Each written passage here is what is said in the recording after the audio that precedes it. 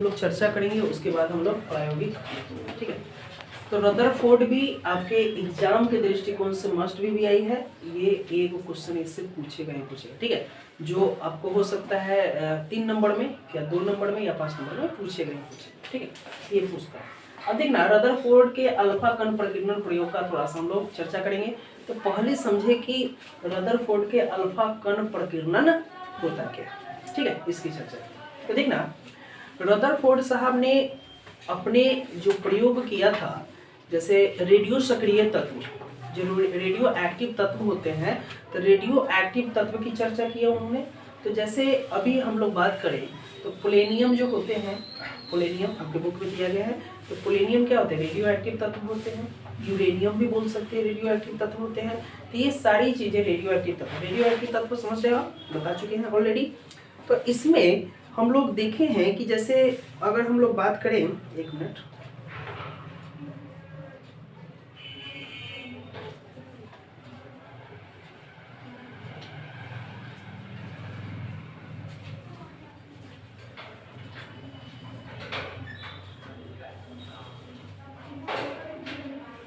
चलो देखो ना, जो अभी पोलेनियम की बात कर रहे थे हुआ, ठीक है, तो वो होता है धन आवेशित। क्या होता है? धनावेशित, धनावेशित होता है।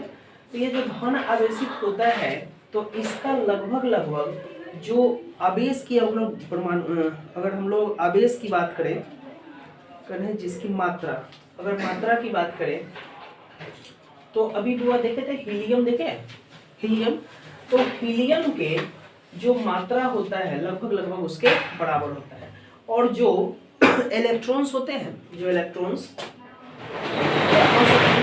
और इलेक्ट्रॉन्स पे जो भी चार्ज होता है, उसके लगभग दुगुना चार्ज किस पे होता है? अल्फा कण पे। क्लियर है? इतना बात समझ में आ रही है? जो अल्फा धन आवेशित कण होगा, उसका अगर मात्रा की बात करें, द्रव्यमान की बात करें, तो हीलियम के लगभग बराबर होगा। अगर चार्ज की बात करें तो इलेक्ट्रॉन के चार्ज के दुगुना होगा, ठीक है। तो ये इसलिए चर्चा किए हैं क्योंकि यह ऑब्जेक्टिव के दृष्टिकोण से सही है, ठीक है। ऑब्जेक्टिव यहाँ पे पूछ सकते हैं, देखना यहीं से निकलते हैं सब चीज, बात समझ। अरे तो रदरफोर्ड के अल्फा कण से ही आज के डेट में जो नाभिक के बारे में हम लोग पढ़ते हुआ, नाभिक की यानी कि न्यूक्लियस की जो संरचना पढ़े हैं, आज इसी के कारण हम लोग पढ़ चुके हैं। तो नाभिक हम लोग देखे कि जो भी परमाणु होते थे, उसके सेंटर पॉइंट में नाभिक होता था, ठीक है। तो सेंटर पॉइंट में क्या होते थे? प्रोटॉन और न्यूट्रॉन, समझ में आ रहा है? तो प्रोटॉन और न्यूट्रॉन जो उसके सेंटर पॉइंट में होते हैं और इलेक्ट्रॉन उसके जस्ट चारों साइड में जो चक्कर काटता है, तो इन्हीं लोगों के प्रयोग से यह संभव हो पाया, ठीक है। तो उन्होंने क्या किया कि इसका एक प्रयोग किया। तो इस प्रयोग की चर्चा थोड़ा सा हम लोग कर लेते हैं। देखना, यह कोई एक सी जो है क्वार्ज की नली है, मतलब या कोई बॉक्स टाइप का है, या शीशे का घर बोल सकते हैं, उसमें जिसमें निर्वातित प्रकोष्ठ यानी कि वैक्यूम है, उसमें हवा नहीं होता है, ठीक है। इसमें एक यहाँ पे सूक्ष्मदर्शी लगा होता हुआ, ठीक है, यहाँ पे इसको एम बोलते हैं। अब यहाँ पे देखना एक चीज, यहाँ पे कोई बॉक्स है और आई है यहाँ पे, तो आई में क्या है कि पोलेनियम भर दिया जाता है, ठीक है। पोलेनियम क्या है? रेडियो एक्टिव तत्व होते हैं, उसको भर दिया जाता है और यहाँ पे एक छिद्र कर दिया जाता है। क्लियर है? यहाँ पे छिद्र कर दिया जाता है और इसके अंदर में यानी कि जो जी है, यानी कि सोने की एक पतली पत्ती, जिसका यहाँ पे दिया हुआ है, वो थोड़ा सा हम लोग चर्चा करेंगे। इसका पतला कितना दिया हुआ है, थोड़ा सा ये भी एग्जाम के दृष्टिकोण से महत्वपूर्ण है। तो 2.1 × 10⁻⁷, ठीक है। तो इतनी मोटी होती है। क्लियर है? तो इतने मोटे पर उन्होंने क्या किया? चर्चा किया था, मतलब क्या किया था? प्रयोग किया था। तो अब यहाँ पे जी था, यहाँ से बहुत सारी किरणों को गुजारा गया। तो गुजारा गया तो देखा गया कि लगभग 8000 किरण को यहाँ से गुजारा गया, 8000 किरण को यहाँ से गुजारा गया। लेकिन एक ही किरण ऐसा था जो 180 डिग्री से मुड़ गया। 180 डिग्री का मतलब क्या हुआ? जहां से गया वहीं से रिटर्न आ गया। 180 डिग्री से मुड़ने का मतलब क्या होता है, जैसे गया वैसे ही रिटर्न आ गया, यानी कि 180 डिग्री से वो मुड़ गया। जैसे ही 180 डिग्री से मुड़ा तो पता चला कि जो भी पदार्थ होते हैं, पदार्थ के बीच में कोई ना कोई एक अवरोधक है, कोई ना कोई एक अवरोधक है। इसका मतलब अल्फा कण पे प्लस आवेश था, ठीक है। और कोई भी न्यूक्लियस के जो नाभिक होता है वहां पे प्रोटॉन प्लस न्यूट्रॉन होता है, ठीक है। तो प्रोटॉन क्या है बुआ, धन आवेशित कण है, न्यूट्रॉन न्यूट्रल है। इसका मतलब यह भी धन था, यह भी धन था, यह भी धन था, यह भी धन था, तो दोनों क्या हुआ, रिटर्न आ गया।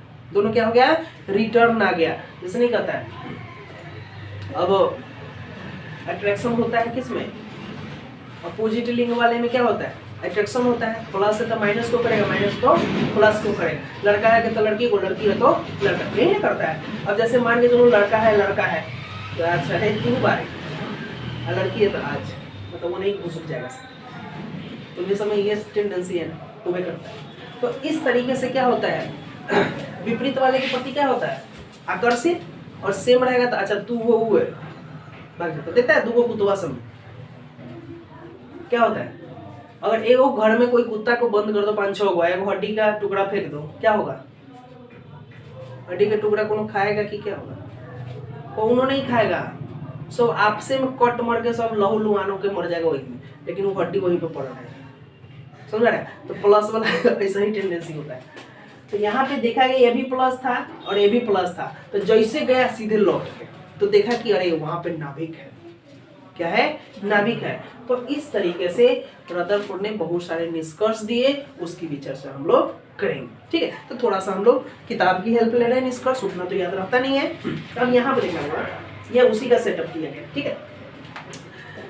तो निष्कर्ष निकला कि जब अल्फा कण धातु की पत्ती से गुजरती है तो अधिकांश कण जो अविक्षेपित होकर निकल जाते हैं वे किसी बल का अनुभव नहीं करते, अतः परमाणु अंदर से खोखला होता है। अब देखना एक चीज, यहाँ से कुछ गया सीधे आर पार हो गया यहाँ, ठीक है, सीधे आर पार हो गया, तो ना इसका इफेक्ट पड़ा ना इसका इफेक्ट पड़ा, क्लियर है, सीधे आर पार हो गया। इसका मतलब बोला गया कि परमाणु अंदर से क्या था, खोखला, परमाणु अंदर से क्या था, खोखला था।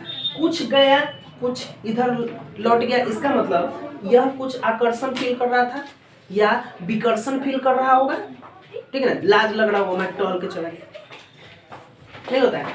मान के चलो ये भैंसुर है अलग भाव हो गया, तो देखा ना वो बड़े घूम के चला जाता, वैसा ही एक हो गया।